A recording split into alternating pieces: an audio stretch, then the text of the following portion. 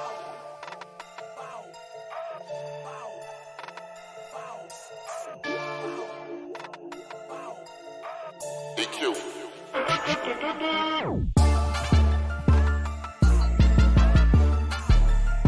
I like that.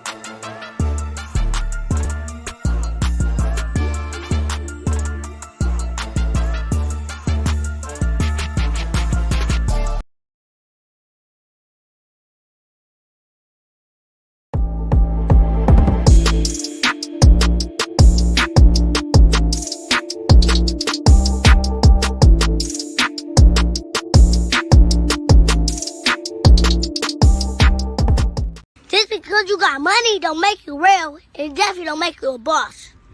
It's what you do with the money and the people you help. Get your mind right. Big mo.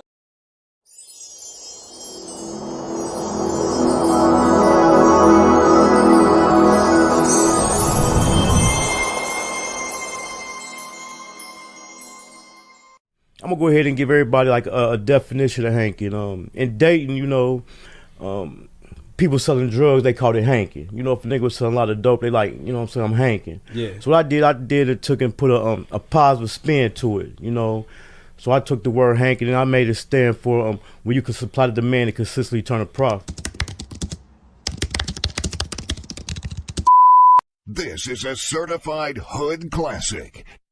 We've been had money. Money ain't nothing without us being together. It don't make no difference if you the maid or if you the motherfucking bodyguard. Everybody get extras around here, fringe benefits. Everybody travel from place to place and kick it with each other, and every place is like home. Love Child got that sauce. Let's get it. Welcome to my city, Westwood, ain't Ohio.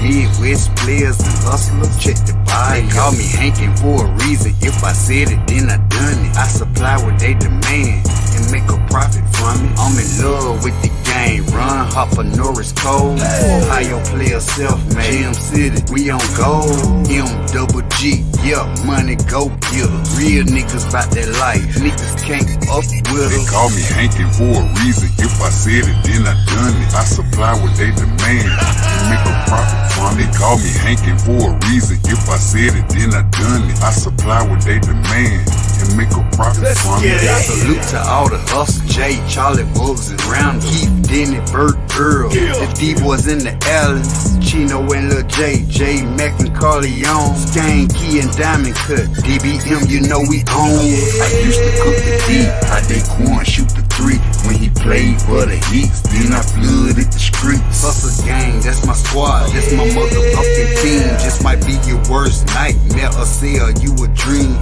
We all about the money, up the system, they corrupt, ain't no credit, straight cash, so I got my hustle up. They call me hanking for a reason. If I said it, then I done it. I supply what they demand and make a profit from it. They call me hanking for a reason. If I said it, then I done it. I supply what they demand and make a profit from it.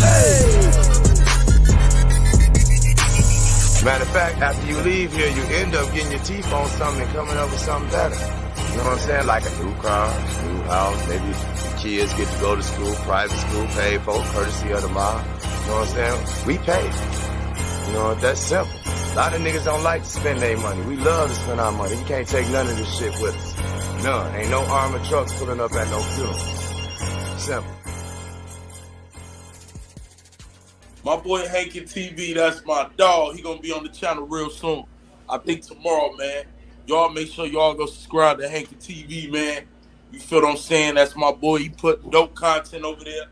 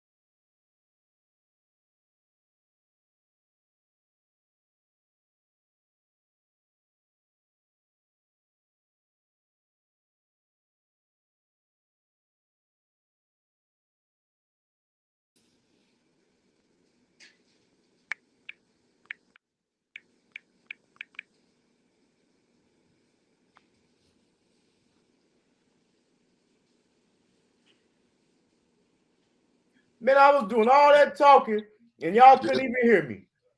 I kept doing this. I was in my zone. But let me go ahead and get the people to refresh. What's up? It's your boy JT. If I say I done it, I did it. Mr. Get It on the back end. Tonight, I got the Kenerly Publications boss in the house. This is the publishing company that Hankin in Love with the Book was published under. For all the people, I even got my comments, so I know people was telling me they couldn't hear me. Yup. For all the people who've been hitting me up with questions about how to get a book published, different tips and stuff like that. All your questions about to be answered tonight. If you got any questions, go ahead and drop them in the comments. It would be really appreciated if you drop your comment with a super chat. But if not, your question's still going to be answered. But like I was saying, man, you know we cold up here. What's the weather like down there? Man, it's all right, man. It's about 50 something, 52, 53. It was like 60 earlier today, though. It was all right. Okay. So what's up, man? Go ahead and introduce yourself to the people, man. Man, my name is Shaunta Kenerly. I go by Sean, Mr. Paperback. You know, I do, like he said, I've been having a publishing company for over 10 years now. I've been a nationally best-selling author. I've been an Amazon best-selling author. Also publisher as well, man. I have several authors that did numbers. Um, I done did scripts for HBO. I done ghostwrite, continue to ghostwrite for several nationally published authors as well. So I'm a man of several trades behind the pen, man. That's what I typically do. I'm a father of six, you know, three of them grown, well, four of them grown. But shit, you know, just a family man out here just trying to get it, bro. So tell the people, man, how you first got into writing books. Now, first about tell the people where you from, man. Man, I'm originally.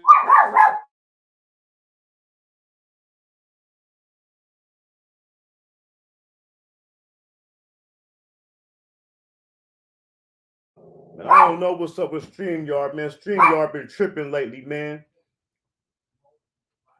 We're gonna take a little small intermission. Hold on. My fault. You hear me, bro? Your mic went on mute again.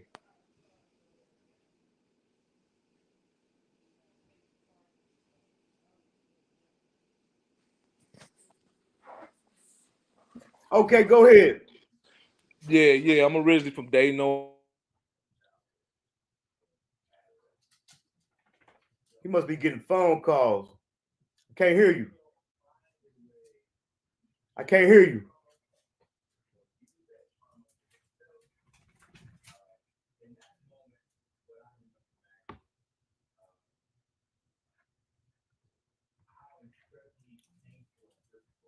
Hey, go out and come back in. Man, I don't know what the hell been going on, man. First, I thought it was the StreamYard, so I got me an Ethernet cord.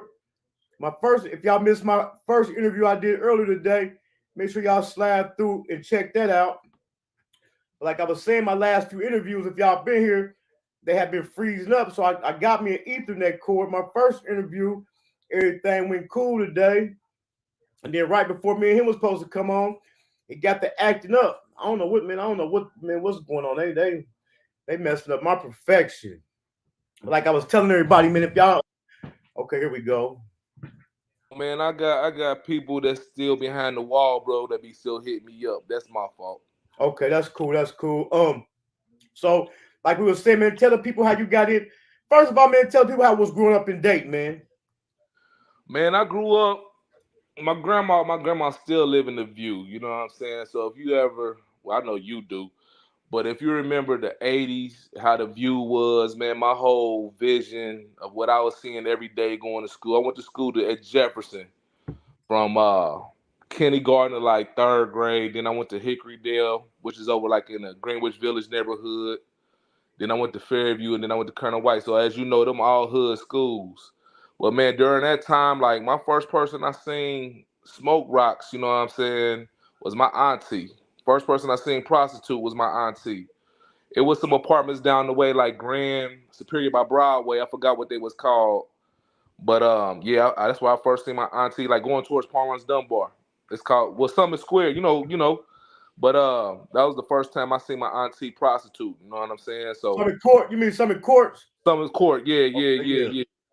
So, you know what I'm saying? That, like I said, man, coming up during that era, man, you seen everything. Like I idolized guys that had the money, the big thick ropes, the 4-figure ring chains.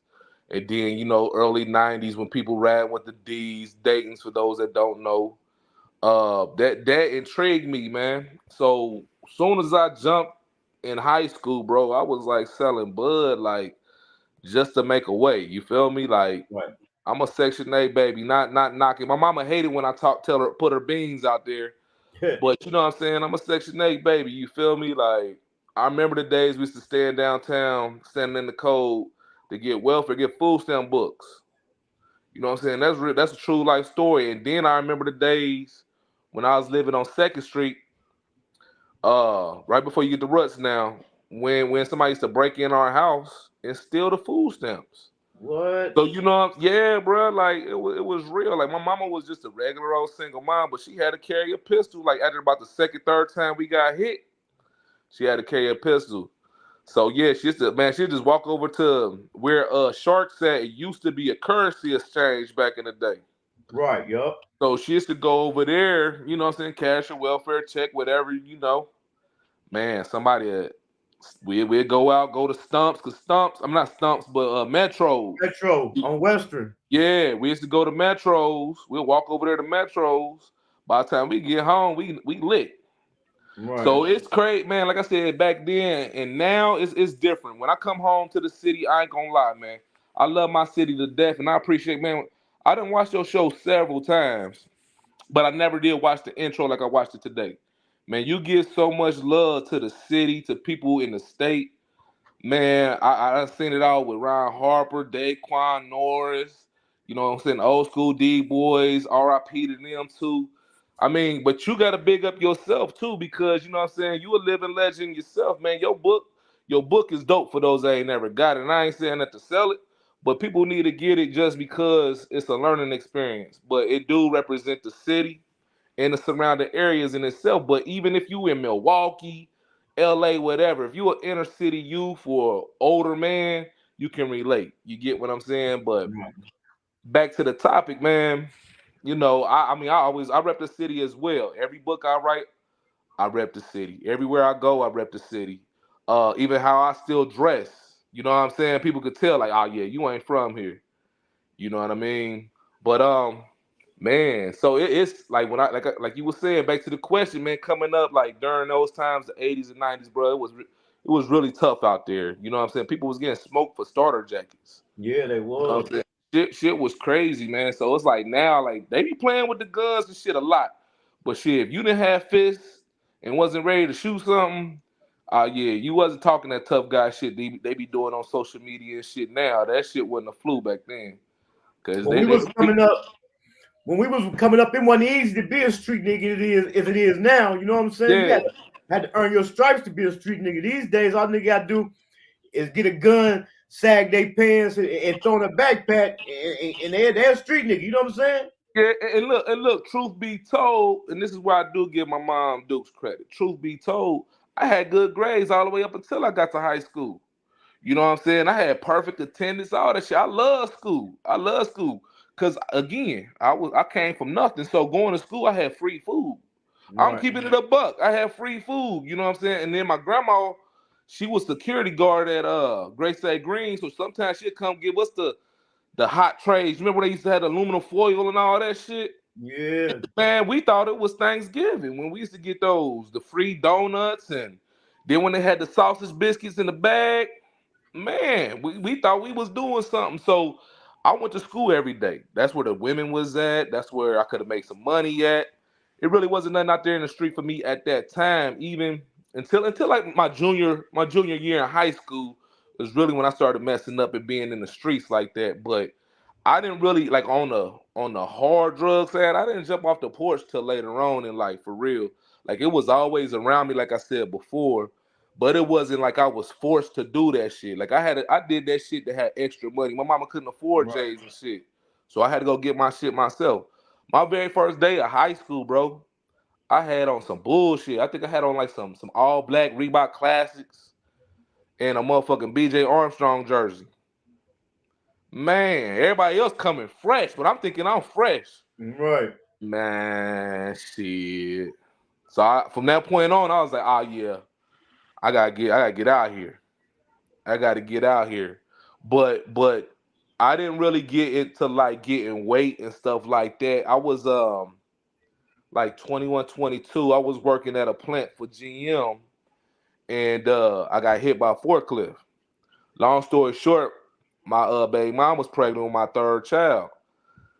She was like 7 months pregnant, going to work and all this stuff. So that took a toll on me. One of my big homies from Otterburn came home.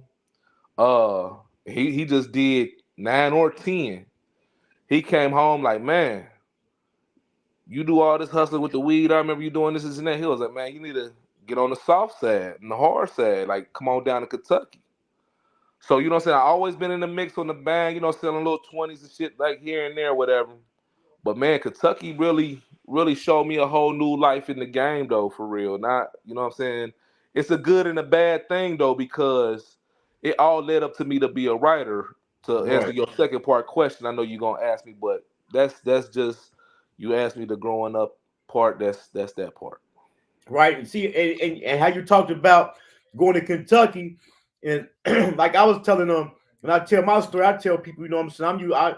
I got my money on the highway, and people don't realize, like in Dayton, Ohio, we so small, but like I was saying before, it's a drug hub. So to get our money, 70 and 75 the highway, and you know, a lot of niggas branch out and hit other cities and states. You know what I'm saying? Man, it's so wild. It was like a lot of guys, and it's crazy because when you name little cities around Dayton area, you would know somebody there. You know what I'm saying? Like, you got a lot of Cincinnati cats to be down in Portsmouth. You got a lot of cats to be on the outside of like Columbus and stuff. You know what I'm saying? But people go shoot down to Richmond, Indianapolis. Like, I was down in Louisville. I was in Lexington, a little small town, Mount Sterling, and Moorhead. Yeah, I've been, man. Can't nothing you can't tell me about Kentucky, bro. Paducah. Like, what's that? Paducah, down in Paducah. Yeah, I didn't go all the way out west like that, but I was like in this spot called Henderson, and I was in like a federal holdover, and I met a couple cats from Paducah and Evansville and Chicago and shit like that, because guys from like Chicago was coming down that way. It's so much money. It's Chicago dudes all in Kentucky, man. Chicago, Detroit. So, speaking on the holdover, so you end up catching a case and going to the joint? Yeah, that was my second number. I had 2 numbers. I had caught my first number on a possession charge, which I could have really beat, but I'm gonna keep it a buck for those that ain't never been to the joint or nothing. I was actually like kind of scared, like, because I didn't know what I was gonna get. I didn't know what my time was gonna get. I had these F3s, and you know what I'm saying, because I got caught I don't know, everything public record, but I had like a half spank of powder, and I had like an ounce of hard, and I had a scale on me like a dummy. That's a dummy. Y'all hear me? A dummy. I had a scale in my back pocket, forgot all about it because I weighed up, locked my motherfucking soft in, you feel me? And I hopped in the whip and got pulled over on Ridge and Main, right there where the marathon at, right now. So that's my first number, and I copped out to a year for a possession charge. Got lucky on that. And I went to the not Montgomery County pre-release. That was on Gettysburg. I got kicked out of there. I ain't gonna lie, I'm gonna keep it a buck. Some Cincinnati niggas was hating because I was up there moving and grooving because I was at home. So they was hating on me. I got sent to Madison, right outside of Columbus. So I did the rest of my time in Madison. So when I got out, they had like the Kentucky Bluegrass something task force, some shit like that at me, already looking at me, even though I was in the joint. So when I got out, I got right back to it. So, which is another story. But so the day I got home, my family had like a coming home party, but my mama didn't have no heat on. I came home, it was like beginning of October, but it was cold that year. But mama didn't have no heat on. She had a whole bunch of electric space heaters. I'm like, oh nah, I can't have mom living like that. So my cousin like, shit, you ready to get back? He threw 9 of them to me in my lap. That day I was back on the highway. So within 5 months, that's when I caught my other case. I had got trafficking. They tried to hit me with organized crime. So I had like 3 niggas tell on me. You know what I'm saying? So you need 5, you feel me? Right. So I had like 3 niggas saying, yeah, we from Dayton, whatever, whoopty-whoopty-woo.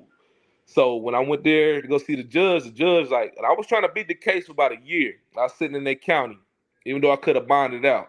I sat in that county because I didn't get caught with nothing. So I didn't see no video or nothing till about a year later. And all they had was my voice. And that's crazy. You can get a trafficking charge just off your voice. A dude asked me for a baby, how much a baby would cost. And I told him. And they got me for that. That shit crazy. And they offered me 20 on that. I ended up taking 12 and paroled out in like 40 months, something like that. And then for the people out there, man, that are giving game, because that's part of Hankin TV, like he said, your voice. He caught a case for having his voice. I beat 3 traffickings by telling them, let me get the buy tape. The buy tape is the recordings. So I was like, let me get the buy tapes. My voice wasn't on there. So just think if I would have copped out. Right. They didn't have nothing on me because my voice wasn't even on the tapes. But I had got gamed up by a guy when I was in the county fighting before I even caught my traffickers. I was locked up with another guy who has some traffickers, and he told me that's how he beat a case. Like, man, if you ever catch a trafficking, a secret indictment, tell me your lawyer to make sure the buy tape is in your discovery package. So when I caught my 3 traffickings, that's the first thing I said. I like, man, let me get the buy tape.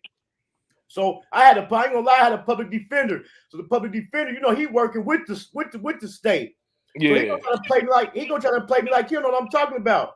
I'm like, man, let me get the buy tapes. Let me get the recordings of the do exactly what you were. Yeah. So I told him to box it up because I already know you ain't got nothing on me. So back to the point. So when did you start dibbling and dabbling with the writing? Your first bit or your second bit? Man, actually on my first one, man, but to take you back some more, I was at was I at Edison? I was in elementary.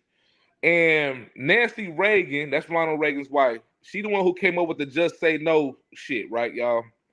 So on this run, they was trying to come up with a new ad. So they was going to the inner city youth, whatever, inner city schools and stuff. So they came to my class and was like, hey, we need y'all to come up with an idea on like just say no to drugs type campaign.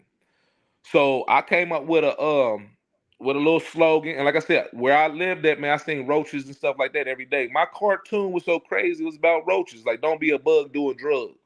So yeah, and I won that shit. You know what I'm saying? So I was writing as a kid. Like I always had a good imagination, man. Like I was like a cornball. Like I used to play with He-Man toys. Like that, I remember that on my Christmas list way back then. That was like, you know what I'm saying? Like 84, 85, you feel me? I had got But yeah, I used to play with them toys and stuff. I always use my imagination. Like I'm 5 years older than my little brother, so I was by myself a lot. And a lot of shit that he couldn't do, you know what I'm saying, that I could do. So I used to go outside, hoop by myself, all that type shit. Go make a gun, you know what I'm saying? You remember the guns, like the slingshot type guns and shit with the Yeah, rocks? with the I rubber used to do bands. that. Yeah, with the rubber bands. I used to go do that shit, you know what I'm saying? Go harass the ice cream man just to get some free bubble gum type shit. But I used to always use my imagination. So my first bid, it was a dude. Oh man, he was from the city too, but he was bunked up with a dude from Cincinnati. Long story short, he was reading this book called Dirty Red. I remember the title like it was yesterday. That was by Vicky Stringer, had Triple Crown from Columbus, Ohio. And I read it. I was bored as fuck. Never read a book a day of my life. So I read the book. I'm like, man, I could write this shit.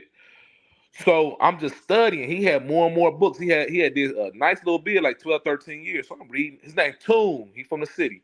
So I'm like, I'm reading the books. I'm reading the books. Like, man, I can write this shit.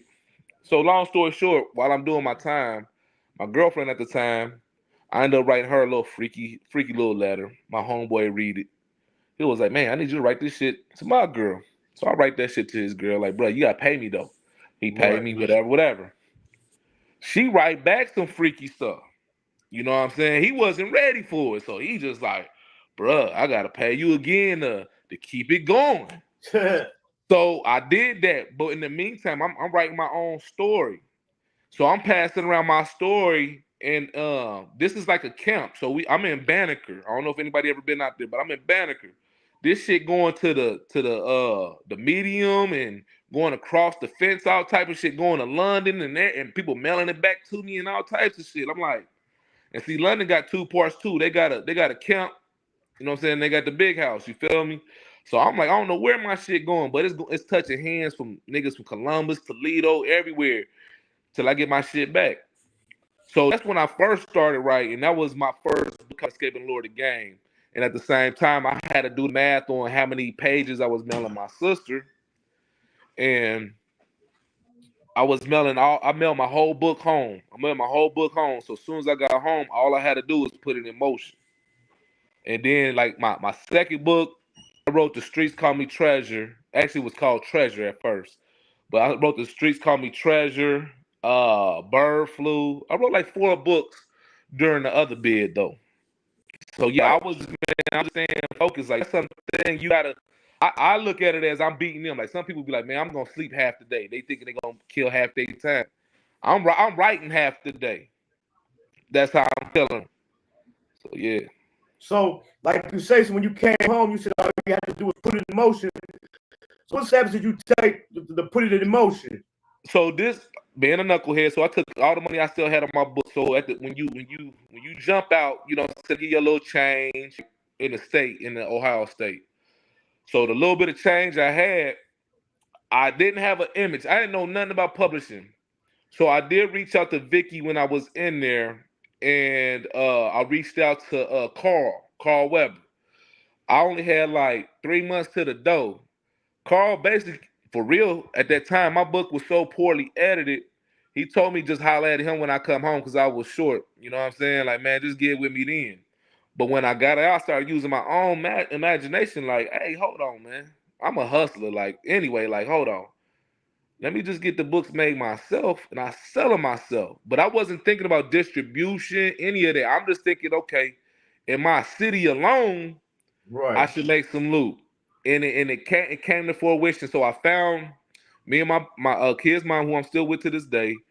We went and found my very first image of Escaping Lord of the Game as a city. I mean, got downtown Dayton on it with Riverscape and all that. I just found an image of a Getty image or some shit like that I just took off of online and printed it up. I found a printer that was downtown. It was called Digital Shorts, right across the street from Patterson, where Patterson used to be.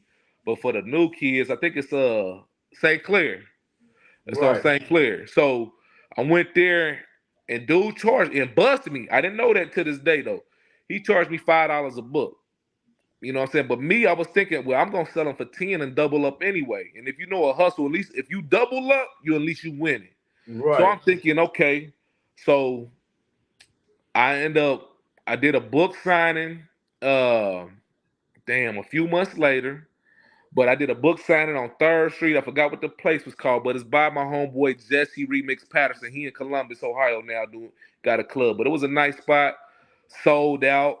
And from that point on, I'm like, man, I got the city behind me. I was just selling out the trunk of my car. I never stopped doing that either because I'm getting 100% of everything I put in it. That's the thing. Once you have that drive and that energy, and I ain't gonna lie to you, man. Sometimes I be up in West Town.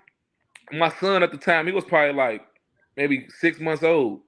I'll be out there, I make $20, man. You know what I'm saying? I don't even have diaper money. So I'm keeping it all the way a buck. So I was like sometimes had my lows too, like, damn, like, is it like that? You know what I'm saying? But it was to the point where I had to think, like, man, I gotta get this second book out. I was pushing the first book for so long. For like 2 years, I pushed the first book. I just pushed it. And that's how I became a nationally best-selling author. And that's how I got signed twice just on that book. Because I'm talking about people. I got signed originally by a lady in Indianapolis, and then that deal didn't go. And then I took another deal with a lady that was out in Oakland in the Bay Area, and she taught me the whole game from how to help people get published, how to find an interior designer as far as to do your formatting, how to do it myself. But she gave me a challenge. She asked me to write something using all 5 of my senses, like a freestyle. And I did that shit. So I wrote about a father and a daughter at the park, and I described everything from the grass cut to the butterflies to the color of her dress. And she was like, damn, oh, you got it. You know what I'm saying? Because if you can write to anything, and that's the difference between me and a lot of other writers. Like, I ghostwrite for a lot of people, and it could be erotica. You know what I'm saying? Like on some Chris Brown, R. Kelly type shit. And I could just go. Or I could write something scary. Just go. You know what I'm saying? So I'm very versatile, and it came from her actually pushing me to that limit like that. Right. So how did you? So she gave you the game. So when did you decide, like, man, I'm about to just publish my own books and don't take no deals? After like my second, or I don't want to lie, man, but like after my second or third book, once I was seeing, and at this time, now I would say the people that was 5 years ahead of me, these people are getting 5,000, 10,000 book signing deals. This is when it was good, when you had the Nikki Turners of the world really making money, when they was getting signed to Cash Money, and you know, they ghost writing for Rick Ross and all these other people. But anyway, that took it downhill because people were just putting out junk. You know what I'm saying? So it really wasn't, it got to the point to where people was offering $1,500, $2,000 as a signing bonus. I'm like, shit, that's 200 books for me. You feel me? Why would I sign my life away when I could sell 200 books in one afternoon? Right. You know what I'm saying? If I get my butt up like 9 o'clock in the morning and start from West Town and head all the way to the east, to East Town, I'm gonna sell 20 books. Right. 200 books, easy. So I put that boss hat on, like, man, hold on. Once I had, because like I said, I'm a street dude, so I didn't know everything. I didn't learn how to become a publisher. I didn't know how to write. This was all self-taught.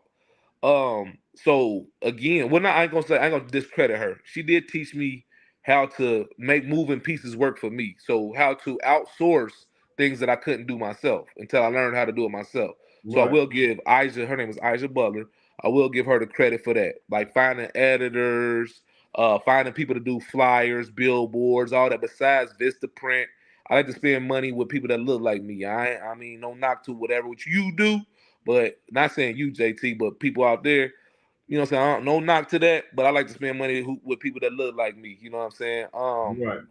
So, and that's what I did. Like, hey man, who got some models? So my first model, my first book, I used everybody from the city. That's on Escaping the Lord of Game. That's Princess Amira. That's on the cover with the red dress on. On the original Treasure, that's my cousin Bridget. She from Detroit. So and that was another thing. I was using other people's network to help build my network. Right. So you got 5,000 people on Facebook and all this following you. Just like on Blue Kisses, I use a chick named Bella. Her name is Bina in the city. I use Bella. She got all these followers. She been in Jason's movies and all that. And I use their network you got 5,000 people following you. Let me just get 10% of that. Right. You know what I'm saying? So I use those sources. So again, it's just natural instinct again from what I learned from other hustlers that I grew up around. Like, okay, you know what I'm saying? You the weed man, but you know what? Your homeboy, he got the hard. You know what I'm saying? So it's the same thing with this. Okay, I need an editor. Let me go holler at this person. Hey, I need a cover designer. Let me go holler at this person. Even because I couldn't do it. And we Right. all just networked around. And like I said, they'd call me and say, hey, man, it's a book signing here. Hey, it's a book signing there. Or, hey, can you help this person? And that's how we all was sharing and, you know what I'm saying, each other's circle. The dollar kept on continue to go around. Man. So, yeah, I basically did the shit myself. So aside from writing and putting stuff about your city in the book, you was also just using models from your city too. Oh, hell yeah. Had to, bro. Like, and then, like, as far as just like how I'm doing a podcast, my very first podcast, besides I was not the source, but I was in dang, I can't even think of this magazine right now. It's gonna come to me later on. But it's a major magazine. But besides that, I was doing a lot of local stuff. Like I was showing love locally because even in the music business, you can't just fly out to Cali and then thinking you gonna jump. If you Right. can't jump where you at, you ain't gonna jump nowhere. Right. You know what I'm saying? So it's like, even though people say, man, Dayton little and this is and that, if you can make it in Dayton, bro, you can make it anywhere. And I'm gonna tell you that I'm in Charlotte right now. They ain't even used to my hustle here. I can go in Atlanta and have the same amount of books as your best-selling author, your favorite author, and I will outsell him any day of the week. Any Most day of the week. definitely. Anybody that's watching this, every single book event I've been to, I was the bestseller. Oh, no. My other homeboy that's from Springfield, he did me one time. Mr. Cherry, he did me one time, but that's still Ohio Love 937, so I'm going to give him his props. But yeah, he outsold me one time at an event. But again, that was just friendly competition. Friendly competition, man. So speaking on that topic right there, because earlier today I had an interview with a Dallas artist, and that's like a big topic in the entertainment business, period. Some people say you gotta blow up in your city first, and some people say you gotta blow up outside your city first. So you feel like you gotta blow up in your city first, huh? I mean, it's a balance in that, because I ain't gonna lie. Like I said, it was times in Dayton when it was slow. Besides when I did an event, when I was just straight grinding, yeah, it was slow. But it's crazy because I believe when I started going to like Columbus, the DC, and all these other places, they already knew who I was. But they wouldn't have known who I was if I didn't stomp on where I was at. You feel what I'm Right. saying? If I didn't get the love and the attention from my own people, y'all wouldn't even know who I was. So I must still always give credit to my city. So it's still a balance in that because sometimes I could go to Columbus and sell out, but I could go do an event in Dayton and I still got 2-3 boxes of books. Right. You know what I'm saying? And it depends. It also depends on what kind of event it is. You know what I'm saying? Because you might be in a mixed crowd where a dude that writes sci-fi books outsell you. Because Right. that's what they really came for. You know what I'm saying?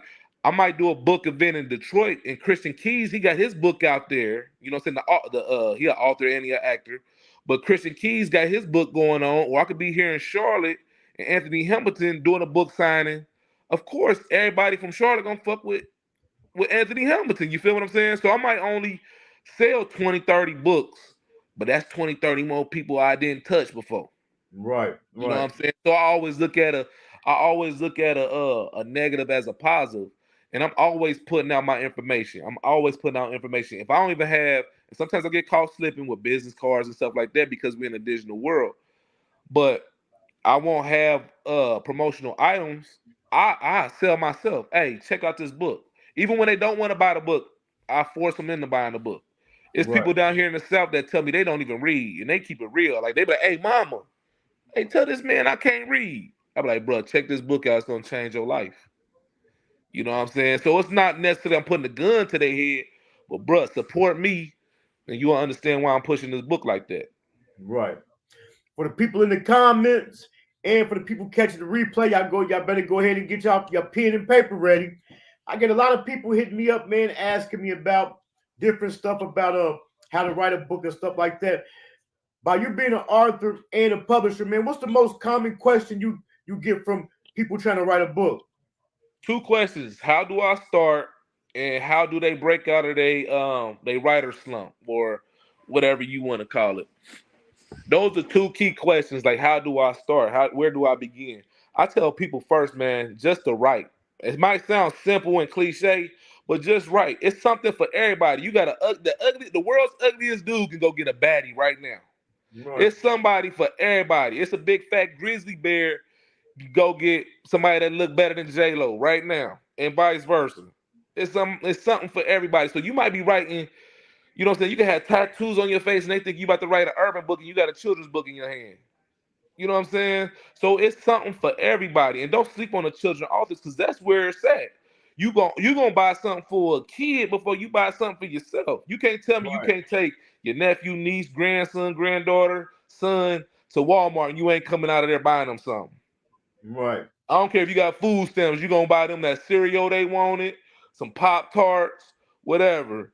So being a children's author, you can eat. You can eat inspirational books, you can eat. Christian books, you can eat. Erotica books, sex always sells. You can eat. And even if you don't think you can eat very well, link up with somebody. Link up with somebody that's buzzing. It's just like music business. You got featured artists all the time. Little Baby was featuring on everybody's shit. You know what I'm saying? Like on everybody's shit. So I mean, I don't want to deter nobody from writing, but man, just write that shit, man. Jot down your ideas. Forget, like, I know some English teachers get mad, but forget all that shit they teach you in school. The outline shit, it works for some. But see, me, I look at things like a movie. So I'm doing bullet points. I'm taking boom, boom, boom, like scene by scene by scene to the end. And sometimes some people are backwards and they know their ending before they know their beginning. Write that shit down. Right. And then for those that get stuck, everybody gets stuck. All writers get stuck. I mean, from James Patterson to Carl Weber to, man, you think of whoever, Gresham, they all get stuck. You got a writer's block. You know what I'm saying? Like I said, you got to find that drive in you. You know what I'm saying? Just like in basketball, sometimes you'll see LeBron miss 4, 5 free throws in a row. You just got to keep going. You just got to keep going. You got to find what drives you. When I'm writing a sex scene, I'm going to play that R. Kelly, that Keith Sweat, that After 7, that 112. You know what I'm saying? That Jagged Edge. I'm going to get in that zone. And I do my homework too as a writer. Do your homework. Write books that make sense. You don't want to be writing about you buying a brick of fentanyl for $1,500. You sound stupid. Right. You know what I'm saying? Everybody in your book ain't got to be rich. Everybody in your book ain't got to be the baddest. You know what I'm saying? Write some stuff that's realistic from the heart. I wrote The Streets Call Me Treasures is a whole bunch of stories. Like my mama been raped before. My mama got raped up at Central State before. Central State, my fault, y'all. You know what I'm saying? So I write about a whole lot of pent up stuff that women, especially in our black community, we don't like to talk about. You know what I'm saying? We don't like to talk about our uncle molested us. We don't talk about all that. Everything gotta be glitz and glamour and everybody winning. No, everybody ain't fucking winning. Right. It's motherfuckers in the baths right now eating noodles. You feel me, for dinner, and then gonna eat them bitches again for breakfast. That it's real life shit. So everything ain't gotta be motherfucking built on fantasy. Even though you got a fiction book, you can still put realistic shit in your book, right from the heart, and that'll break any writer's block. Just let it flow. Right. And then by being so easy with technology now, because I remember back years ago when you was turning me on to the Dragon. Oh, the Dragon, yeah. The text, what is the speech to text? Now all devices do that. So by being so easy for a person to write a book now, what would tell the people the process of writing and publishing their own book? Now again, it depends on the author. I had a girl reach out to me out here in South Carolina. She actually want to be. Can I switch up I'm gonna answer your question, but in this sense though, she want to write movie scripts. Right.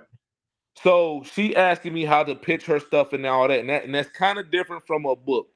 But again, where it's similar at is because you got to know your audience. Who are you writing for? That's the key thing. Know who you writing for, because now you know everything from promotion to the language barrier. You can't write for kids and have cussing in there. Right. You can't write for like urban books. And again, don't let it be too fantasy. Like we don't want to hear all that. You're not going.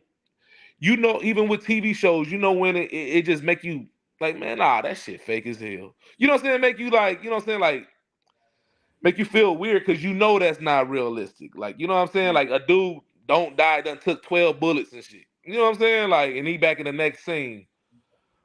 So I say, like, to get started, know your audience, write your book, do your research. Do you want to be a self-published author?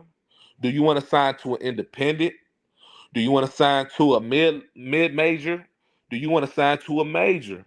And they all have their benefits, and they also have their cons. Every single one. Do your homework on that as well. Then you got to decide yourself. Do you want to make this a career decision? Are you writing just to, hey, it's Christmas time, let me get my homeboys or my cousins, my family a book out there, like an autobiography or whatever the case may be? Are you making it a career? Are you going to turn your books into movies? You know what I'm saying? You really got to dive deep into yourself then, like, hey, what I'm going to do this for? Because if you're going to go independent, and this is the reason why I say that, it takes money behind that. It takes money to pay for your cover art.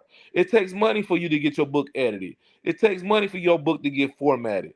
And then you can do a lot of stuff like the Amazons and all that. You can do a lot of that stuff by yourself. But if you're not computer wit, or you don't even have time, you might be the smartest person in the world. You might not have time to find you a cover designer. You might not have time to have a person even write your book. You might be locked up. You might be in the pen, and you can't get your book out there. So you gotta have resources. That's what I'm saying. Ask yourself these questions. Do I have that time and money to even put in this? Because other than that, then it's just a hobby. And it's cool to have hobbies, but again, don't make it as a hobby and you like, man, I want to make a $1 million off this book. It's not gonna happen like that. You know what I'm saying? You gotta be realistic with yourself, like I said once again. But it is like I said, after you answer yourself all that, that's when you can decide on which path you want to go. Like I said, the independent path, you will invest a lot of time and money. I have a homeboy, I can't say his name, but he signed the Urban Books with Carl Weber. I have another homeboy that signed to Kensington.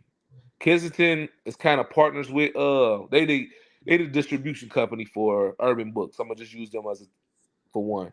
But Kensington, they'll give you your promotional package. They'll put a couple dollars in your pocket. They'll tell you about a few book signings nationwide. They might pay for a couple of them, give you some books again. But again, it's just like the music business. If they're giving you all this shit, you don't think you owe down? Right. You know what I'm saying? They flying you out to motherfucking Miami to do a book event. They done spent $2,000. That shit coming off top. Right. So when you get your check and you like, man, I know for sure I done sold 8,000 books. Why I'm only got a $1,200 check? Because and that's another thing. Know your contract. Your contract might say you only getting 10% royalties off of hardcovers. You only getting 5% royalties off of ebooks. And if your ebook $1, do the math. That's 5 cents. Right. And then you also got to think Amazon got to get that cut. You know what I'm saying? Barnes and Noble got to get their cut. Books A Million got to get their cut. Everybody got to have some change to take out of your cut. So again, you got to think about you as an author, which path you want to go. Independent is beautiful. I ain't gonna lie, it's beautiful. But you spend a lot of time and money, and it's all on you. If you fail, you fail. Right. You know what I'm saying? If you got a team, your team gonna push you. You know what I'm saying? You gonna go do book signings, they gonna come with you. That's all well and good. And again, you got the mid levels. You signing like Urban Books and stuff. They gonna tell you go to a few book signings and stuff. They might get you a couple banners. But remember this: you can go buy you a banner right now, $125. You can go get you a book made for about $3 right now. And if you selling your book 20, and I know some people that's selling their book for $20. $3, $20, $17 profit. Right. Come on now. You sell 100 of them, look at your mortgage money.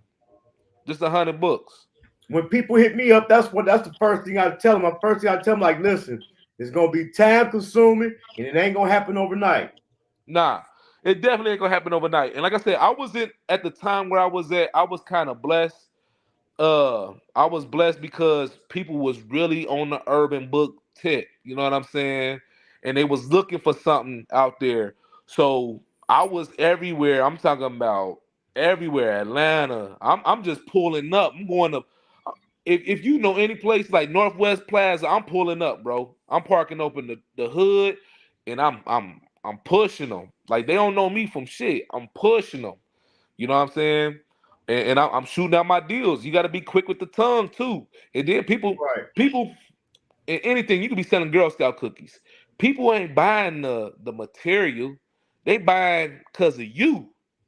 They buying because of you. Maybe something you said, maybe the way you smelled, maybe the way you dressed, maybe your personality, your pizzazz, whatever. They buying because of you. Because most of the time you catching people in motion. They going on their business. They walking past you. You got to stop them to get their attention. Even at a book event, you got to have something. Laws of attraction. I do stuff that's bright colors, bright royal blue shirts, whatever. I'm standing up the whole time. Here go another gifted game. I did a book signing in July, and it was only 12 of us. 11 of us was sitting down. Guess who was the guy standing up? Me, making all the money. So when you introduce yourself, you on your phone or tablet playing Candyland. Right. I'm talking to people. I'm shaking hands. They giving out been waiting for people to come to them. Exactly. So while y'all sitting down, I'm getting money. Even if they go around it, they're gonna come back. Because again, they buying from me, the person. Right. You know what I'm saying? So that's another gifted game. Stand your ass up, because if they see you just on your phone, that's just like anywhere you go. You see a stripper with a big ass bag, more than likely you ain't gonna go to her. You know what I'm saying? Right. You already think you ain't gonna be able to spend that money. She got money. Same thing. Most of the richest dudes in the world look like motherfucking they shop at Target every day. I'ma just keep it a buck. They got on some Keds, some motherfucking K-Swiss or some shit like that, or some Hey Dudes, and some motherfucking khakis. In a polo shirt, not a polo, but I'm talking about like a regular old button up joint. Right. And that motherfucker might have somebody named Oscar on that bitch. And they got $5-10 million in the house. They might be driving a Honda Civic. You know what I'm saying? We be chasing the bag the total backwards way, man. Right. We definitely do. Like right now with the Tubies and there's so many new independent filmmakers coming up. What is the state of the literacy game right now? Man, it's up, bro. It's up. So, and I say that because with California, they had a strike with actors and writers, the whole 9 yards. Right. So Tubi is up because you got a whole lot of independent people that's really, man, Detroit is really showing out. Shout out to my homeboy Jason too, holding the city down, and other cities around. Like I done seen some shit down in Houston that was fire. Miami, but Detroit, like I said, man, from Miss B to dang, his name started with a K. I can't even think of it. But all of them they putting on, man. It's I ain't gonna say it's easy, but writing a script is easier than writing a book. And the reason why I say that is because you are less detailed. Right. You're less detailed. All you doing, you write the scene, you set the scene, boom. So you could definitely turn your book into a movie. But again, if you going that Tubi route, you investing in yourself, or you got some homeboys that back you, man, turn your stuff into a movie, because everybody are now more visual. As you see now, we doing this, you 3-4 states away from me. Right. You know what I'm saying? So everybody's more visual. You can watch a movie from your phone, your tablet, your car, your house, whatever, man. So yes, definitely. If you have the talent and the discipline, man, start writing scripts. That's where the money at. Books are still good, but the script writing is where the money at. Tubi, right. Man, yeah, Crackle, all of them, yes. Jump on that. That was gonna be my next question. Like with the ebooks, we already know the ebooks. them 99 cents. And then with the ebooks, I was gonna ask you, like, is it still worth it for people to want to be authors? Yes, it is because there's so many people, and it's contrary to what I just said. There's so many people that's jumping shit and doing the writing for television shows and script writing that there's always gonna be a lane since the beginning of time. Storytelling has always been here, just like prostitution. But Right. storytelling has been here in every religion. Every religion got a story, from Buddhism, Christianity, Muslims. Everybody, even 5%ers, everybody has a story. And then decides that down, everybody in themselves has a story to tell. Like I said, I want to write a story about my grandma before she passed away. She was the first black Greene County sheriff, you know what I'm saying, back in the 70s when they was riding up at Wilberforce and Central. When the Right. tornado hit, she got stories like that and shit. Like, you know what I'm saying? So everybody got a story, bro. Like, I don't care how young, how old you are. You got a story to tell. You just, if you can't write it, get with somebody that can. So how many titles do you have? Man, I can't even count them no more. I want to say about 18. 18 titles.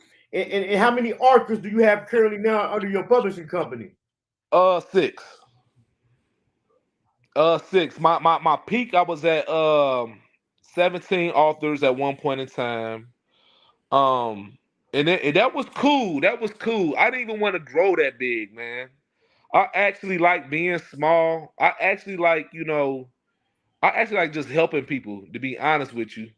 Because I see myself in them when I first started, and the way I got the game, it was so shitty to Right. where, you know what I'm saying, I didn't have nobody to even like give me this type of information.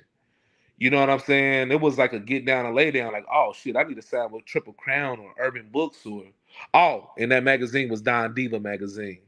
Okay. Okay. Yeah, what I was saying earlier. But yeah, it was like a get down and lay down type thing. And I'm just like, shit, I'm gonna try this independent route because I believe in me. But yeah. And then for the people to say, for instance, they don't want to sign, they want to they want to be independent. Tell them about the services that you offer to help them become an independent author. So what I do now, I do coaching now. So I help you become independent. You know what I'm saying? So I do coaching from the beginning to the end. So I will set up a counseling session to where you tell me your pros and cons. What are you good at? If you can't write, I will help you with writing. If you're not good with promotion, I help you with promotion. And again, like I said earlier, I will outsource some things that I can't do myself. I'm not a graphic designer, so I will outsource Right. that. I'm not an editor, so I outsource that. But I can like type up some stuff for you. You know what I'm saying? And not to be bigging up, but even with my name on that, it will help you sell some books. But with that also being said, as far as with coaching, I help you from the beginning to the end and furthermore. So even, all right, Elian, so AKA Todd, AKA Smiley, AKA Smed. I helped him out with his book. He in Dayton, Ohio. T-shirt King. Right. Go for your mouth. You know what I'm saying? So I coached him. He's an independent author. He did a big book signing downtown at the Schuster Center. Did big numbers. You know what I'm saying? He had like 400 books and sold out. Yep. You do the math. You feel me? You do the math. And like you were saying, That's independent. When you saying for the resources, he hit me up. I shot him your way because that ain't my lane. You know what I'm saying? So that's what I'm saying. That's love. And that's what more people need to do, and we will have more talented people come out of the city. When you show love, and it could be something just like you just said. You just gave me the lob, Then I just threw that bitch up to him to dunk that bitch in. That's his game. Right. So yeah, boom. He networked with you. He came back to me, and I just sent him to the finish line, and he continuing to do stuff. So yeah, and I'm gonna finish up on that topic later on, but. Yeah, I like coach you basically all the way from the beginning to the end. And furthermore, and what I mean by furthermore, I might check your page and say, hey, you ain't promoted in a week or whatever. Right. I ain't seen you do no book signings, or I might just give you game. Hey, bro, it's a book signing, the Chicago Book Expo. It might be some shit in Columbus or somewhere close, Toledo, Cincinnati, Riverbend, something like that. And I'll give you information for that. And it's up for you to do it or not. Some people don't have the time or money. People work a 9 to 5 or whatever the case may be. You might be scared of COVID still, don't want to be around people. So I'll still help you out with the game. So from the beginning to the end, I'll help you with it. And then to encourage people, man, shout out Smeg, because the guy we talking about, he the best-selling author in his genre right now. Exactly. And see, me and Smeg, he'll tell you the truth. Elion, my fault, bro. So that's his new name, bro. So I gotta respect his new name. Y'all be calling him that because I be calling him that because I can't pronounce it. we went through on the podcast. Yeah, but see, it's so many people in the city. Trip Fontaine, he's major out here right now. I helped him out with his first book. You yourself, Jay Martinez. Man, the list goes on. Just in Dayton alone, Ohio alone, I probably done helped over, not ghostwrite, over 100 authors. Now, I just told you I had about 17 authors myself. So that means like 80 people wasn't even my people. Right. You know what I'm saying? So I definitely can help people get their books. You might not be like JT. You might not be like Smith. You know what I'm saying? You might only do 20 books. You might do 100,000. You know what I'm saying? We never know. But as long as you believe in yourself and you got your point out there and your book out there and you wasn't scared that you made a challenge, that makes up for a lot of shit that a lot of people say they gonna do and don't never do it. Right.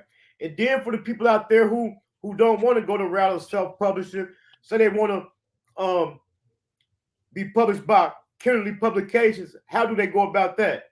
With any publisher, they're gonna have some submission guidelines. So you want to go to Simon and Schuster, who is huge. That's where the $1 million at. They're gonna have submission guidelines. They might say, hey, submit the first 3 chapters. And sometimes some publishers don't even have that much time. Some people might want to consider getting a literary agent. A literary agent can also help you in the movie world as well. You know what I'm saying? And as far as like me, like I said, man, just get with me. Get with me through social media. Just let me know you're interested in having a book, whatever the case may be. Even if I don't sign you, I could probably point you in the right direction. Like my homegirl Raquel Williams, she down in the A. She got a big company. She's under Urban Books.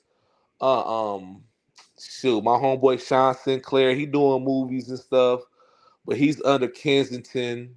I have a lot of people that can really help you, even if I can't help you. I'm that type of dude. You know what I'm saying? If I can't help you, I'll point you in the right direction. I've been very busy. I got 2 big major projects that's coming up myself, so it's gonna take some time. So even if I can't give you 100% of me, which that's where I feel bad at. If I can't give you 100% of me, then I'd rather for you to go somewhere else.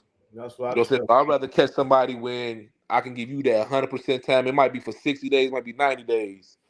But yeah, I definitely want to help you. And that's another thing. I also coach. I'm coaching a young lady. She's very shy. I'm not gonna say her name, but she probably gonna watch this too. But she's very shy. She's from out of Columbus, and she met me at an expo, and she's, like I said, the total opposite of what I do. So I gave her a challenge, just like Isaac gave me a challenge when I first started. I asked her to write something nasty because she was so sweet and timid, and like that good old girl that wear, the dress shoes to school and shit. She one of them type girls. So I'm just like, you know what? I'm gonna have you come out your shell and have you write something that's total opposite of what you normally write. Right. So being under me, I'm gonna push you. You know what I'm saying? And again, we're gonna start with home. We gotta push at home. And the only reason why I say that is because if you can make it out of Dayton, you can make it anywhere. I done sold books, man. We'll be on this show all day. I done sold books sold out in Brooklyn. I done sold out in the Bronx. I done sold out in Harlem, man. Everywhere, Detroit. And like I said, I done had bad days too. I mean, I was in the Bronx one time, and I paid, I want to say $1,500 for a table, and I only made like $120. And if you know where the Yankee Stadium at in the Bronx Museum, I was walking maybe 27 city New York blocks all the way to Harlem to Lenox Ave and selling books, and then went into Black Ink when it was popping and went in there and sold books.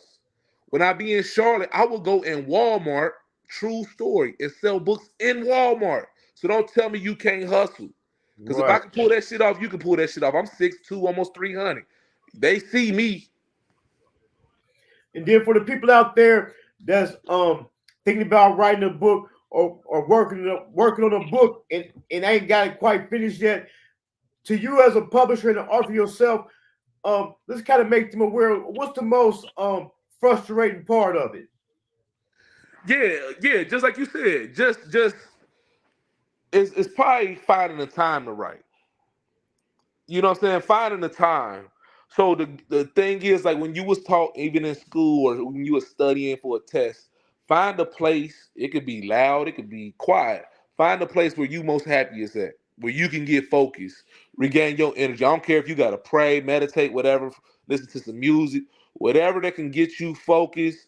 Find that space and go. You know what I'm saying? Because sometimes we do get stuck at the end. I know people would be like, "Man, I'm on my last chapter, but I don't know how to end this joint." And I tell them to relive the whole thing like a movie. Right. Relive the whole thing like a movie, and you know your character, and you might done change your mind. Like, you know what, I want to have Buddy die now, or I want them to fall in love at the end, or I want to leave a cliffhanger. But just rethink the whole damn book all the way through, and that's how you complete that shit. But yeah, I think the most frustrating part with people is timing. And what I mean by timing, and it's an umbrella, is people procrastinate, bullshit, they bullshit, and they lack confidence in themselves. They think, man, I ain't gonna make no money off of this shit, or I can write this shit next week, or just keep putting it off. You know what I'm saying? If you want something done, you gotta do that shit now. You know, you gotta do that shit now, because while you sleep, somebody else making money. While you dreaming the dream, somebody living in your dream.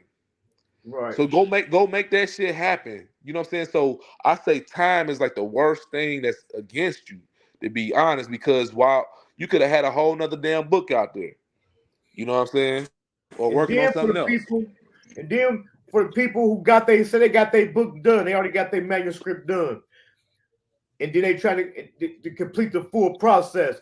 What's the most frustrating part of that? Let's make them aware of that. To me, it's the editing. I would say the editing and the formatting, because even me, sometimes I would send my stuff to an editor, and they could be good or bad. I would send my stuff to an editor, and they would miss the simplest shit, man. Like I could say for it, because I use the talking text thing too. You know Right. what I'm saying?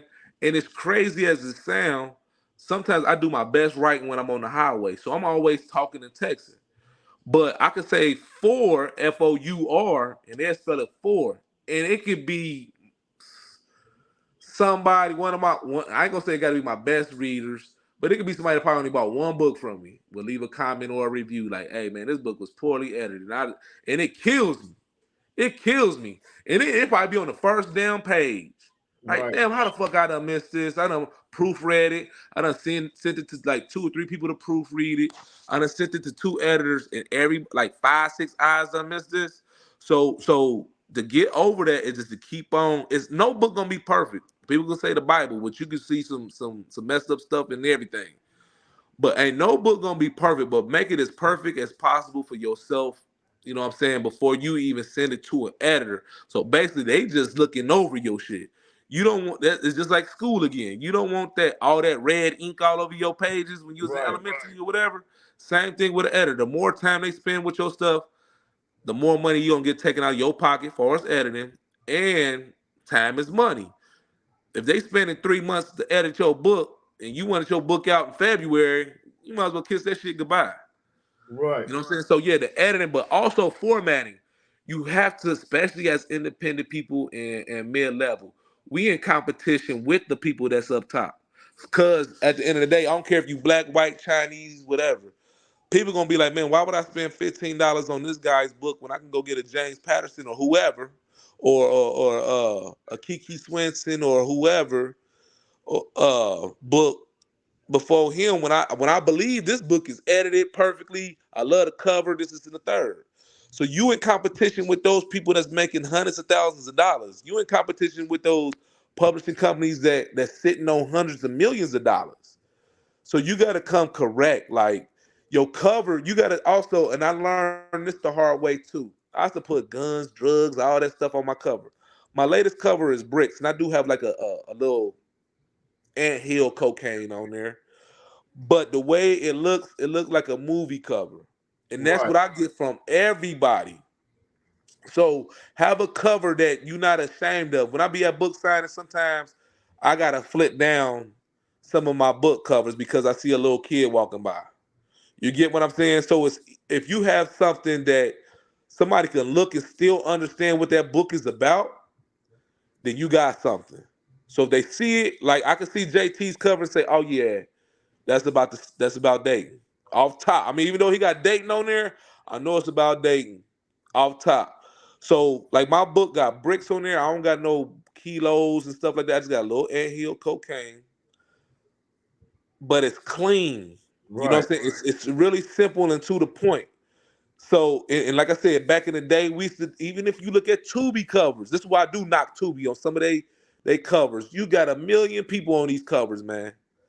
And it's just so it's like jumbo. You know what Right. I'm saying? Jumbo Colors. good. You know what I'm saying?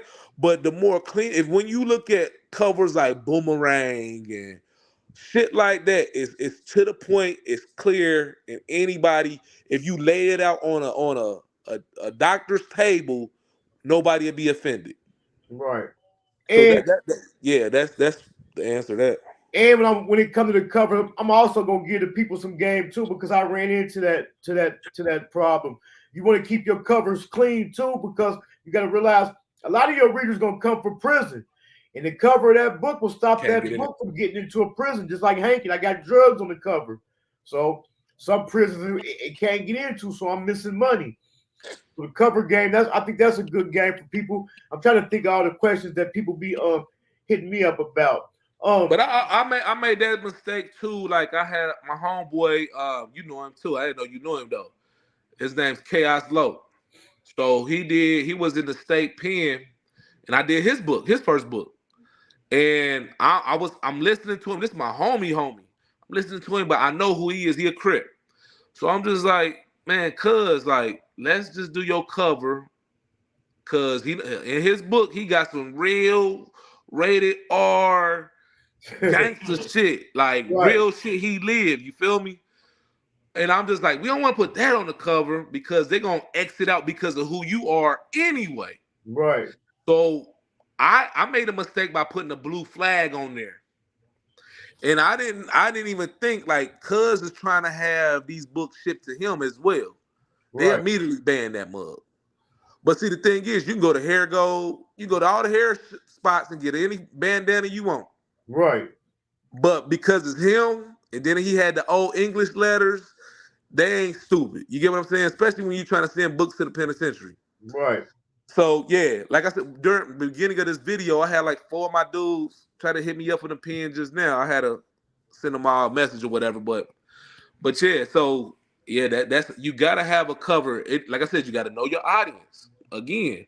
So if your audience is penitentiary niggas or guys, you gotta have your cover as clean as possible to get it in there.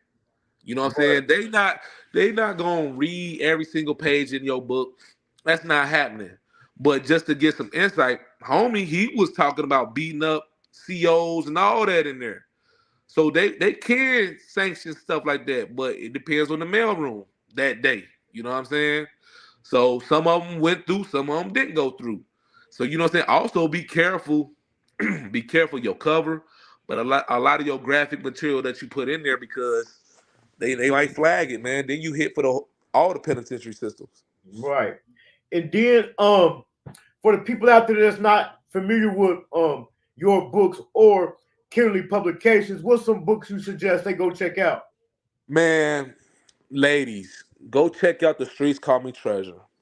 I wrote that from a female's point of view. I know a lot of ladies like, how the hell can he do that? I was raised around a lot of women, especially my mama. You feel me? So, you know, when your mama getting her hair done, her homegirls over there watching the stories, whatever that shit is, and they caking up, talking and shit, I'm paying attention. You know what I'm saying? So I'm understanding how women feel. I understand how women like to be touched. The whole 9 yards, you know what I'm saying? So then I just write about it. That's the streets call me treasure. Basically, a woman is coming into herself sexually, mentally, in a relationship, financially, the whole 9 yards. But it is an urban joint. One thing I can also add to my books is that I stole this from James Patterson. I use a lot of my characters from other books. So you gotta read carefully. So it might be somebody that's sitting at a bus stop, and that dude might be in my second book. You get Right. what I'm saying? So they all do intertwine. Except if you see standalone. Like Bricks is a standalone. Bird Flu, I did a little quick little series on that. That's a standalone. I can't think of any others. Blue Kiss is a standalone. But Escaping the Lord of the Game, I definitely recommend that for the fellas. Um, far as couples, Valentine's Day gifts, Sweeties Days gifts, sex therapy. And I'm definitely big news on that. I'm doing a play on that joint. People don't do plays no more. Everybody, even my old lady, like, hey, you need to do the play in Atlanta and Charlotte first. No, I'm doing that shit at home first. Fuck what everybody Right. else talking about. I'm doing that shit at home first. The only thing is PNC Annex, they trying to bust me. Victoria Theater, they trying to bust me. So I'm about to find somebody, I don't know if they black on, that got their own stage. I'm a holla at Smith, some people that I know that got some good network. Please, somebody find me a good stage, good sound system. I'm willing to spend money, but I ain't no dummy. You know what I'm saying? Right. But yeah. So yeah, couples sex therapy is a dope book. I wrote that with 4 other authors, maybe 5. My homeboy Sean Sinclair. Please, I apologize if I leave anybody out. But Anita, uh, Terry, Miss Terry out of VA, Nikki Roundtree, Anitra. So yeah, you got men version, female version, all in sex therapy, different stories, pretty dope. All behind one doctor. Um, Escaping Lord of the Games, a 3-part series. My best one is Bricks. That's out. That's the newest one. Again, each book I learned how to write better. Right. You get what I'm saying? I learned how to write better. So my very first book, you can see my growth. You know what I'm saying? You might be like, hey, that escaping is way better than Bricks because it's more raw and woo woo woo. But if you look at Bricks for what it's worth, you're gonna be like, oh man, this dude is more detail oriented. You will see my growth, basically. Period, point blank. In each book I got better and better and better. And I appreciate people that send me comments and inboxes about editing, about, hey, you want me to come do a book signing there? I appreciate all that love. I appreciate you saying how much you like my book or whatever. I really ain't had too many people say they dislike my book. No cat. But you know what I'm saying? Even if you didn't like something, you know, I done heard people say they didn't like how I did a character or how I killed a character off. But a lot of my stuff is so realistic that I get people hit me up all the time like, hey man, is that such and such from the neighborhood?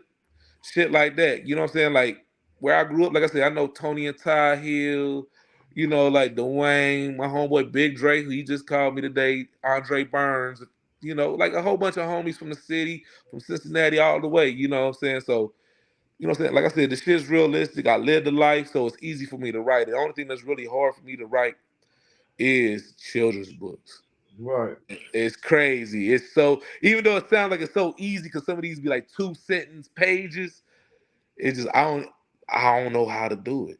Right. I just had somebody recently ask me, was I the main character in my book?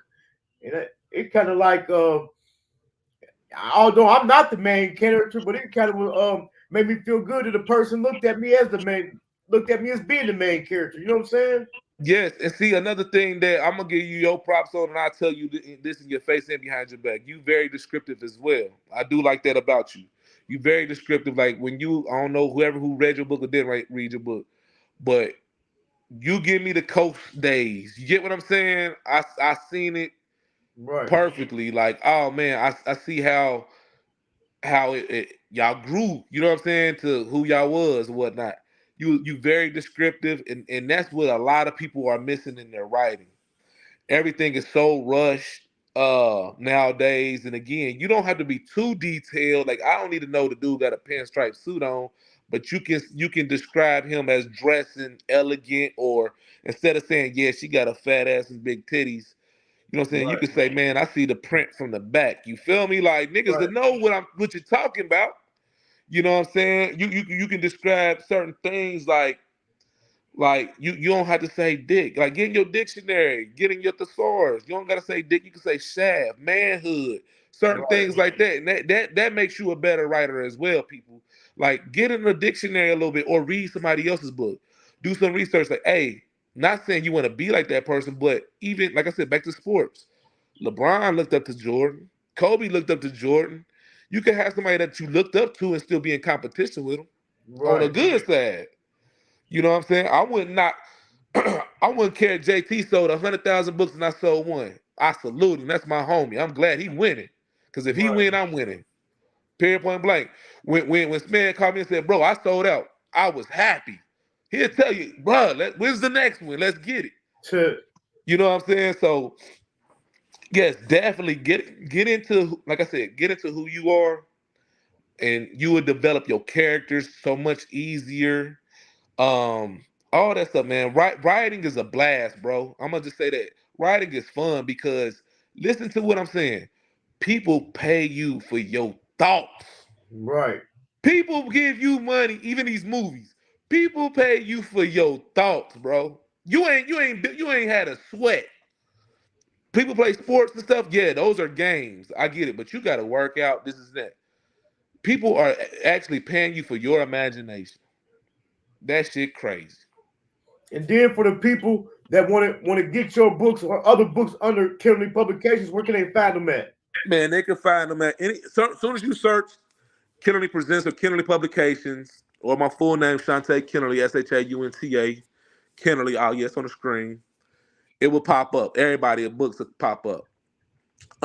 Some authors, like I said, I don't shade nobody. Some authors that's not with me still, they books will still come up under my name. Support everybody, man. I don't care if they ain't with me. Support anybody. But you can look up, even sometimes you can pull up Escaping the Lord of the Game, JT book will come up. You know what I'm saying? Um, just search my name. Search my name under anything. I don't care. I mean, like I said, we could do a paper party on the books, man. I got plenty of books out there. Right. Just search them. Just search them. You will find something that you like. Again, I had a young boy who was 16 years old, never read a book before. He read Escaping the Lord of the Game and he was hooked. Never read a book before. So I like hearing stories like that. I love hearing, you know what I'm saying, people that work at telecommunication places or nurses. That's all sweet. I love that. I love that because that's guaranteed bread. I Right. love the traveling nurses, all that, people on the beach that's reading books. That's sweet. But the people that don't read and they grab one of my books, man, that right there means a lot. Like I said, I only want two things in this world even before I die. Like how people want the star in Hollywood, I want my star downtown Dayton, bruh. Put my shit down there with everybody else that's celebrities from Dayton. You know what I'm Right. saying? Paul Lawrence Dunbar. I want my shit down there. The mayor been giving away all these days to everybody. No knock, no shade intended. But man, come on now. I'm a nationally best-selling author currently in Dayton. I done put on so many people in Dayton. That's showing love. Even the dude I had did a book signing at Kroger's on Siementhaler. Excuse my voice, it's going out a little bit. But I did a book signing at Kroger's in Siementhaler like maybe 2015. Sold out, did big numbers. They asked me to come back. They ended up getting another manager who was black. The white girl brought me there. Dude gonna say my books don't represent the community. Bro, I'm from the community. How the fuck it don't represent the community? Right. Feel me? So shit like that, niggas do throw shade. I'm talking about even people that look like you. You know what I'm Right. saying? But we still got to keep pushing each other. Just like I said, shout out to Jason. Keep pushing that man. Keep supporting that man. Even let him know when his shit is whack. Let him know when his shit stank. You feel me? Let me know. Hey, bro, that book was poorly edited. Hey, man, you could have did a better job. Push us to be better so we can represent better. You know what I'm saying? Exactly. And then for the people that want to reach out to you, and utilize some of your services or get some advice for some books or try to get under Kenerly Publications, how can they reach you? Yeah, once again, just go ahead and inbox me. You can inbox me on Instagram. You can inbox me on Facebook. the name spelled the same way on both platforms. And shit, if you cool with JT, get with JT. He know how to get with me. I'm talking about, man. I'm right now helping a guy that's doing 100 years in Chillicothe. 100, never coming home. 100. Right. I'm writing his story. I'm helping him write his story. That's his shit. And that's another thing I want to correct you on, JT. At the beginning of the show, you said you was under me. Nah, bro. You was with me. You was never under me. You was with me, bro. We grinding together. We side by side. You never under me, my dog. Right. So anybody that's interested in getting with me, we getting together. You ain't gonna be under me. We don't get it together, bro. Together. Well, that's what's up, man. I appreciate you for coming through, man. I got the link to his Instagram page in the description of this video. I'm also gonna be hitting you up, man, because I need to order some books. I'm gonna let these holidays pass by. Yeah. For the new year, my birthday in February. I don't count January as my new year. I count February as my new year. So for the new year, I got a whole new campaign to launch. I'm about to be hitting you up for some books. And we definitely gonna stay in contact, man. I appreciate you for coming through, man. Okay, real quick, and people leave these comments. I also, besides the play, I want to do a urban author book expo in Dayton, Ohio. If y'all interested in joining that, you can get information from me on that as well. When you come to the book expo, you can meet other authors, celebrity authors. It ain't got to be just Dayton authors, but I do want every single Dayton author to come out, get you a table, and I'm going to make that shit happen this spring. That's what's up. That's what's up. Y'all know Hankin gonna be in the building. Yeah, we gonna make that happen. All right, man. That's what's up. Man. I'm gonna hit you up, man. I appreciate you for coming through. No doubt. You already know. Anytime, bro. Okay. Well, I hope he was able to answer some of y'all questions, the people who have been hitting me up, or even the people who are thinking about writing books. Hope he answered your questions. Like if you got any other questions, hit him up. You hit me up. But I even got to the point, man, so I'm really kind of like, I start leaving people on red, man, because I had so many people waste my time by telling me, hitting me up to they want to write a book, and we'll get started with the process, and then they just disappear. What I'm gonna do is I'm just gonna point you to the right resources. We tell you how to get it done, and then each step of the way, I'm just gonna point you to the right resource and let you work your own business. You know what I'm saying? I'm just gonna really coach you how to get there. But I done had so many people, man, hit me up, and we'll get started, and then they just fall off.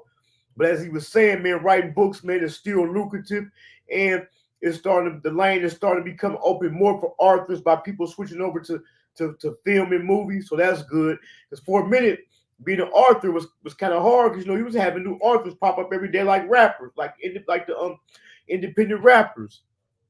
So I brought this to y'all, man, for the people who out there thinking about writing a book. Don't forget, man, go to HankinTV.com, get you a copy of the book Hankin in Love with the Game, get your Hankin merch, the definition t-shirt, logo t-shirt. It's cold outside. Get your hoodies. If you missed my interview earlier with Jay the God, a Dallas artist, dope, man, go slide through and check that out, man. If y'all ain't hit the like button, hit the like button.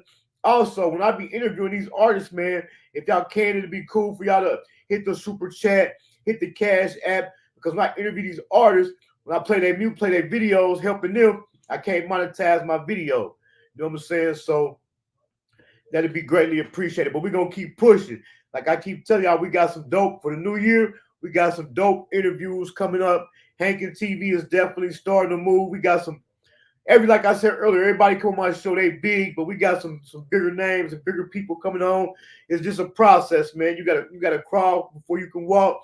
I want to thank everybody for the support, man. As long as y'all stay consistent with me, man, I'm gonna stay consistent with y'all, man. It don't matter if it's one person in here or 100,000 people. We're gonna do the same thing, and we're gonna turn up. If you know any artists, business or brand owners, man, that's trying to promote their brand, get, you know what I'm saying, be seen, tell me, hit me up, man, and let's see what we can work out. Because and I'm also working on a package. I'm putting it together. That's another thing gonna start for the new year. I'm working on a promotion package. It's gonna be a nice package that the person can't turn down.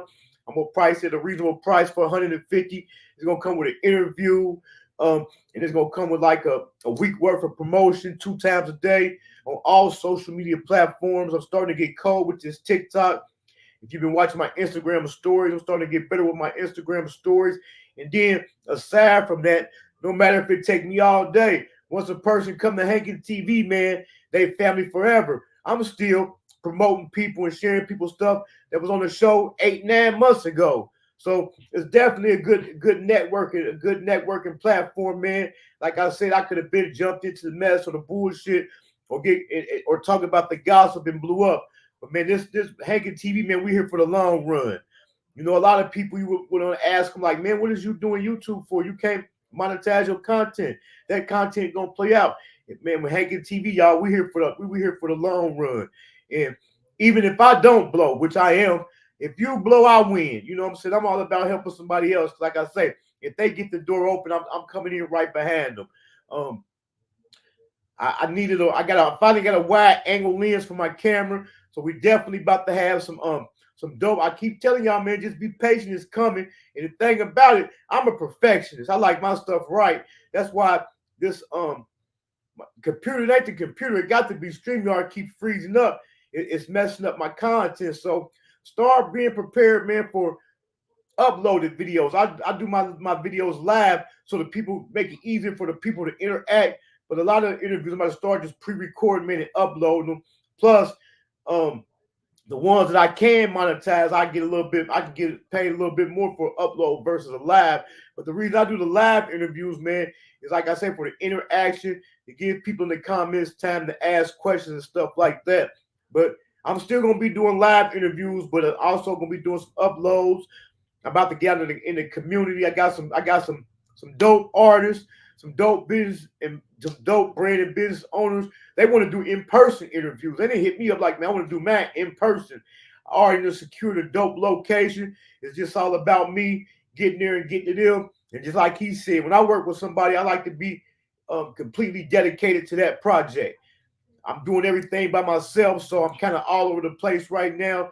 But for the new year, we definitely about to turn the content up for Hankin TV, man, because this time, you know what I'm saying, it ain't about the money, but people, you got to realize it takes time for me to make them thumbnails.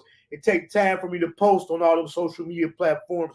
And the reason why is because, like I said, it takes me time to do all that stuff. And you have an interview with people and they don't even show up or have the common courtesy to hit you up like, well, I ain't going to be able to make it. I want to reschedule.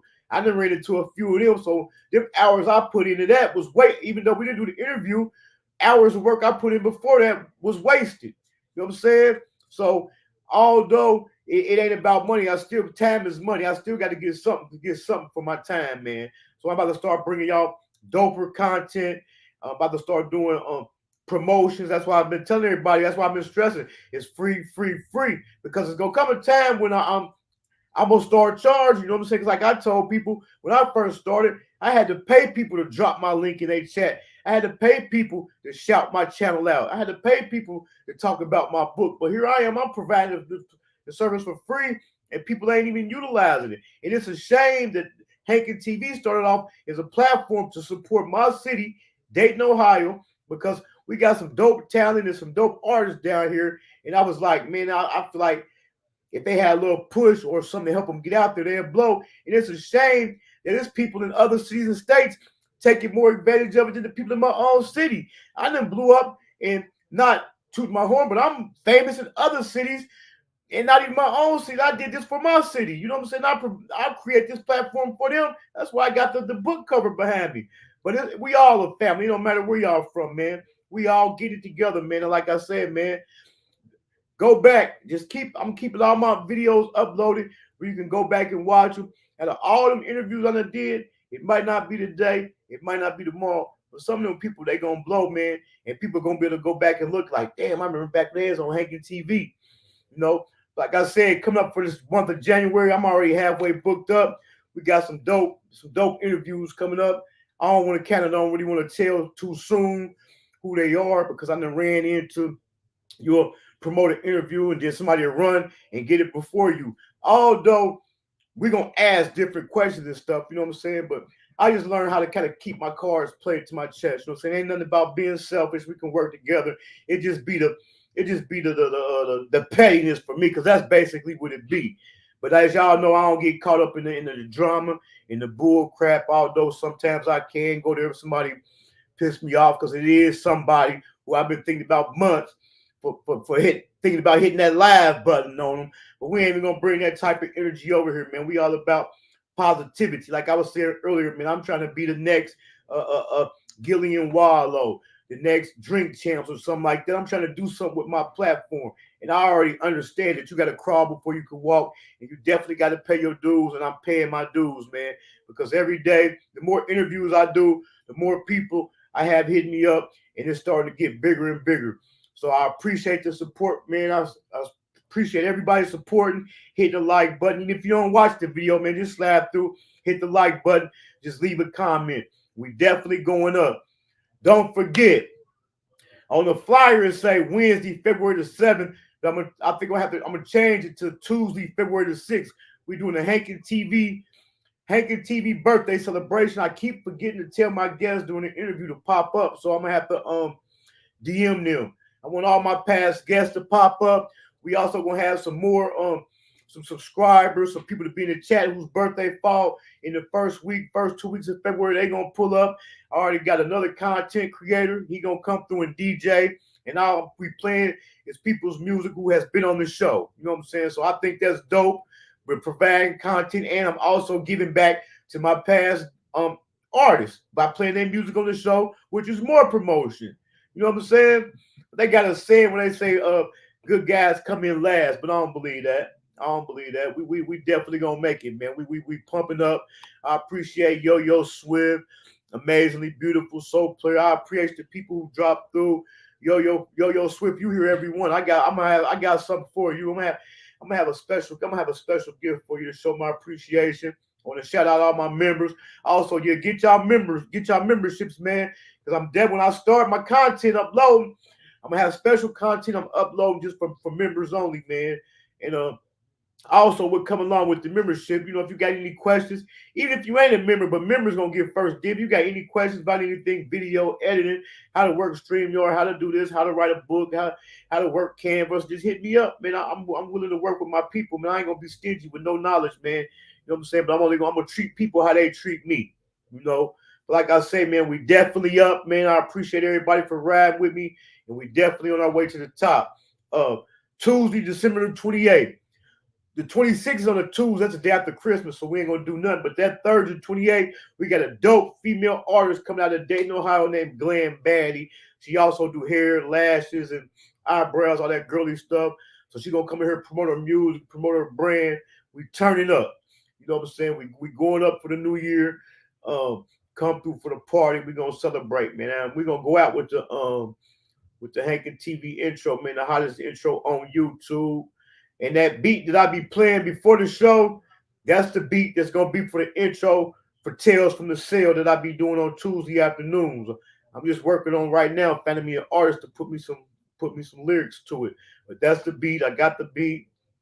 So we're gonna go out with the Hankin intro, man. Hit that like button, man. Share the live.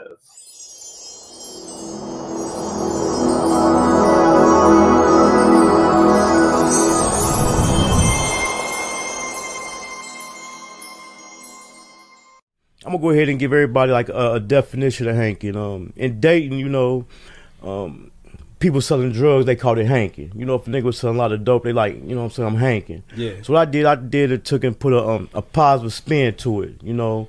So I took the word Hankin and I made it stand for when you can supply the demand and consistently turn a profit. This is a certified hood classic. We've been had money. Money ain't nothing without us being together. It don't make no difference if you the maid or if you the motherfucking bodyguard. Everybody get extras around here, friends benefits. Everybody travel from place to place and kick it with each other, and every place is like home. Chhyld got that sauce. Let's get it. Welcome to my city, Westwood, Dayton, Ohio.